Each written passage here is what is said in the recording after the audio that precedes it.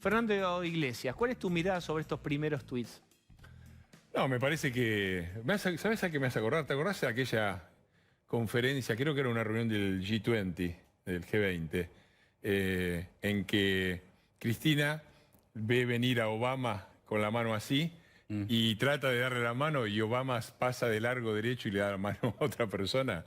Bueno, Cristina se quiere subir a una foto en la que no está. Cuando Biden hace un llamado y dice, en el mundo ya no es una cuestión de izquierdas y derechas, es una cuestión de las democracias, entendidas como democracias liberales, republicanas, ¿no?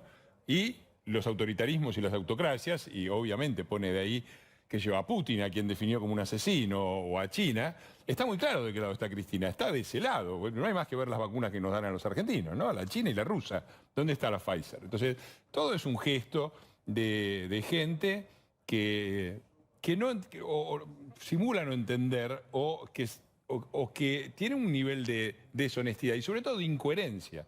Porque si realmente esa es su visión, no se entiende por qué, por motivos ideológicos, entre otros, dejaron afuera la vacuna Pfizer.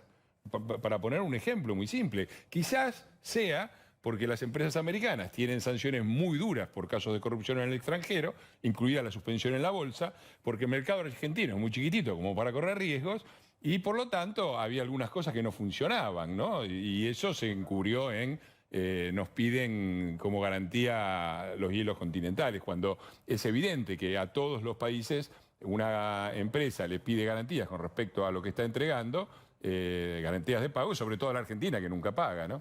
No, para hacer un breve repaso histórico, esta idea de la sustitución de importaciones, que arrancó con una idea peronista a mediados del siglo pasado, ¿en dónde terminó?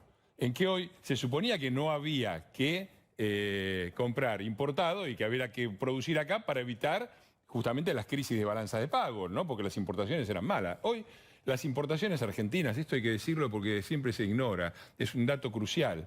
La gente piensa que se importan productos terminados. El 85% de las importaciones argentinas son no de productos terminados, sino de bienes intermedios. Es decir, de cosas que se utilizan para poder producir. Solamente el 15% son bienes terminados. Es decir, que si vos paras las importaciones, como sueñan estos muchachos, lo que paras es la producción. Y además, la industria, que fue el sector privilegiado por ellos, el único sector económico que consideran que era el que iba a llevar para adelante la Argentina, no solamente no la llevó, sino que la estancó. Se llegó a tener, y esta cifra la daba el autor de la idea de vivir con lo nuestro, Aldo Ferrer, un déficit anual de 30.000 millones de dólares industriales. Es decir, que entre lo que la industria vende al exterior y lo que importa para producir, había 30.000 millones de dólares. ¿De dónde creen que sale? ¿Por qué creen que faltan dólares? ¿De dónde creen que salen? Salen del campo, salen de los servicios avanzados, de la gente que trabaja con una computadora y que exporta y llegó a exportar 6.000 millones de dólares.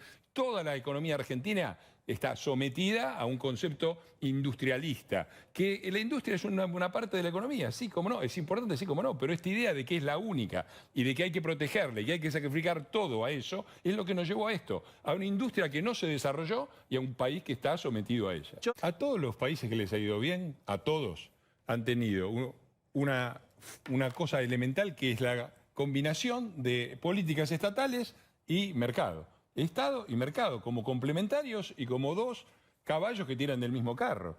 Los países que han apostado solamente al Estado, Europa del Este, no les ha ido bien. A los que han apostado a esta teoría ultraliberalista de que solo el mercado, tampoco le ha ido bien y ha provocado grandes crisis. Ahora, cuando uno ve un poquitito, quizás debe remontarse a donde empezó el New Deal americano, ya que arranca con Roosevelt y arranca con un gran plan de infraestructura. Quizás no se acuerda porque ellos a la infraestructura no hicieron nada y quizás otro gobierno apostó a la infraestructura que es base para el desarrollo. Pero déjame citarte esta estadística que hoy la publican hoy, está tomada de datos del Banco Mundial, los últimos 40 años de cómo evolucionó el PBI per cápita en Latinoamérica. Los tres primeros países. Chile aumentó el PBI per cápita 161%, Colombia 94,9%, Uruguay 91,8%. Los tres primeros. Los tres últimos, Venezuela menos 75,8%, Argentina más 7,5%, Brasil 24%. Los tres últimos Los tres primeros, repito, Chile, Colombia, Uruguay. Los tres últimos, Venezuela, Argentina y Brasil. Si no entendemos la importancia de la producción y la importancia de apostar a la producción y de apostar a cosas que no se solucionan en un año, se solucionan en el mediano y en el largo plazo, este país no tiene destino, porque estamos siempre condenados a repetir esta situación en la que está en el gobierno, que es o aplica un ajuste doloroso sobre gente que ya la está pasando mal, o lo posterga, mete de nuevo compresas, olla a presión y después tenemos un Rodrigazo, un 2001, un... Claro, pero a esta altura, Fernando, Una isla. Gobernó muy bien en la expansión. Después, cuando había que ir ajustando Claro, y acomodando la macro, tuvo serios problemas. Acordate en el 2011, cuando ganan con el 54%, lo primero que dicen es sintonía fina. O sea, Eso no duró. sabían perfectamente que así como estaba no duraba y que se iba a una crisis. ¿Y qué hicieron? Duró 2 semanas y después salieron con Cristina desde Rosario, Monumento a la Bandera, diciendo vamos por todo. Y ese vamos por todo fue Kicillof. Ese fue el vamos por todo. Y eso fueron 4 años. Desde ese 2011 y desde esa decisión, desde ese 2011, desde ese momento, la economía argentina está parada. No creció nada, cero. Crecimiento cero. Llevamos una década clavados ahí en el vamos por todo en vez de hacer la sintonía fina. Y en la relación con la opinión pública no gestiona ni el buen momento ni el mal momento. ¿Por qué? ¿A qué te referís? Porque terminan perdiendo elecciones.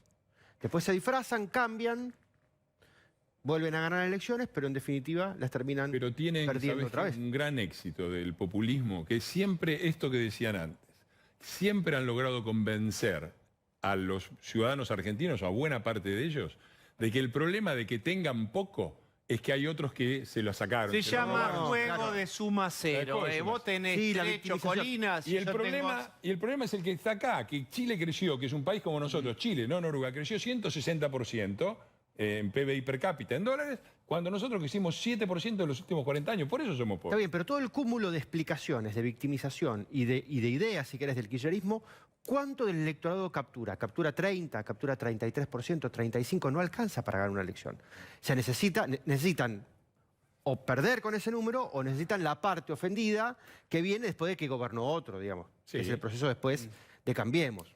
¿Qué le querés decir? ¿Lo estás desafiando, Fernando? Hacelo completamente. No, no. Tiago, te quedas a media hora. Es como, Digo, no, ¿le vas no, a no. mojar la oreja a Fernando Iglesias? Dale, mojala, Lo dale. peleé un poco. Digo, el Pelealo. kirchnerismo tiene 35%. Eso no te gana una elección. Eso te deja en la puertita de ganar una elección. Ni una legislativa, ni una ejecutiva. Necesitas también del fracaso de otro signo político que refuerce esos sesgos de los que vos hablabas para poder conseguir la parte del electorado que está en el medio y que es swinger, digamos, que siempre está cambiando. Sí y no. Sí y no, A porque ver. ese fracaso se mide en términos de la microeconomía, de la economía del bolsillo. Desde el punto de vista macroeconómico, nosotros recibimos un país desastroso que iba derecho a una explosión y entregamos un país que tenía equilibrio en casi todos los niveles.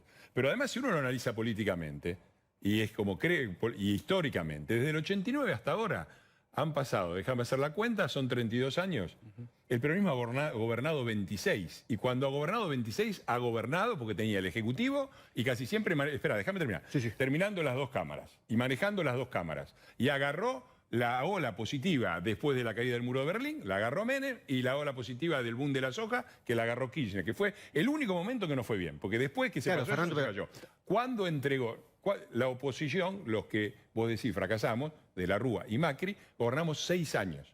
De 32, 6 años. Las dos veces con la bomba de tiempo que le dejó Menem a de la Rúa, que no pudo manejar y se le cayó el gobierno, y con la bomba de tiempo que nos dejó Cristina a nosotros, además de único gobierno en la historia, minoría en las dos cámaras, por lo tanto no se pudo hacer la reforma laboral, no se pudo hacer la reforma fiscal, había que darle plata a las provincias, había que tratar de mantener las cosas que no se prendiera fuego. Entonces es complicado, porque después de 4 años de remarla, de tener excelentes resultados los 2 primeros años, tuvimos los índices de pobreza, indigencia y desocupación mejores de los últimos 20 y pico de años, desde el 91, que no se tenían. Tuvimos una corrida, sí, tuvimos, pero después hubo un castigo que a mí me parece completamente injustificado y que yo espero que ese sector del medio reflexione acerca de cuáles son las condiciones reales. Sí. ¿Le trajeron el asado o es el consumo de carne más bajo de la historia? Y esto no es solamente la pandemia. A ver, última pelota, ¿vos pensás lo mismo? ¿Qué Sí, yo creo pensás? que la apuesta del gobierno es a las vacunas, pero el modelo de gestión de la vacuna ha desnudado lo que había detrás de esto, porque podemos discutirlo en la parte económica y uno puede decir, bueno, los intereses económicos, Iglesias defiende las corporaciones. En las vacunas es tan transparente. O sea, tuvieron un penal sin arquero. Tenían 14 millones de la Pfizer, ¿no? Y como era el imperialismo y como había la industria nacional, Sigma iba a ser la AstraZeneca acá y qué sé yo, por ahí algún negocito, no lo sé, pero presumiblemente, se jugaron de cabeza a eso, a la industria nacional y a este discurso de Cristina del proteccionismo y Gioja que dice que Estados Unidos copia al general Perón. Esta locura, ¿no? Se jugaron a eso, rechazaron los 14 millones, rechazaron las que les daba el COVAX, que eran para vacunar a la mitad de la población, y se quedaron sin nada. Y salieron corriendo y lo que tuvieron a mano en el esquema de alianzas y de contactos que tienen eran los rusos. Eso define bien. Es decir, ¿por qué no pudieron recurrir a ello? Fueron con los rusos y con los chinos. ¿Y qué hicieron después? Trajeron vacunas que desde el punto de vista de las garantías son muy inferiores a las que se da el primer mundo, primero, y además se robaron las vacunas y se las dieron. Atrás del discurso, de la distribución y todo eso, ¿qué es lo que hay? Una oligarquía que hasta con las vacunas, es decir, con la vida, se la quedó para vacunar a los Galmarini, a Duhalde, a Berbisky, a Valdés y a todos. Bueno, esa es la realidad del discurso del peronismo real. Me permite, tengo un regalito. Escuche esta voz a ver si le resulta conocido. A ver, esa voz. A ver. ¿Cómo le va, gobernador? ¿Cómo anda? ¿Quién es King Kong? Me faltaba esto. Después de que Artemio me mandó a volver al voleibol, me faltaba esto. Gobernador, yo vivo cerca de Parque Chas. Me dicen los vecinos de su barrio si les puede dar un pasaporte para entrar a la provincia. Eso al personaje real no se lo decís, ¿eh? Sí, ahora aprovechás. está viendo. Ahora aprovechás y haces como un juego. Está bien, está bien, está bien. Yo te digo, soy de Parque Chas, pero no doy vueltas. Muy bien, una muy buena salida de Parque Chas y de la rotonda de... Muy bueno. Gracias, gobernador. ¿Qué pensás vos, Fernando? ¿Mueve o no? Yo entendería que sí. Yo creo que la vacuna va a mover. Y además hay una cosa básica, la vacuna va a llegar porque empieza a sobrar en todo el mundo. En Estados Unidos ya sobran vacunas, te vacunan en la playa porque les sobra. Es decir, ahí hay una producción que ya excedió una curva que estaba, una situación que está controlada en los países que hicieron las cosas bien y sobran vacunas. Así que yo creo que son unos incompetentes y unos inútiles porque estamos acá con los muertos que tenemos porque lo son.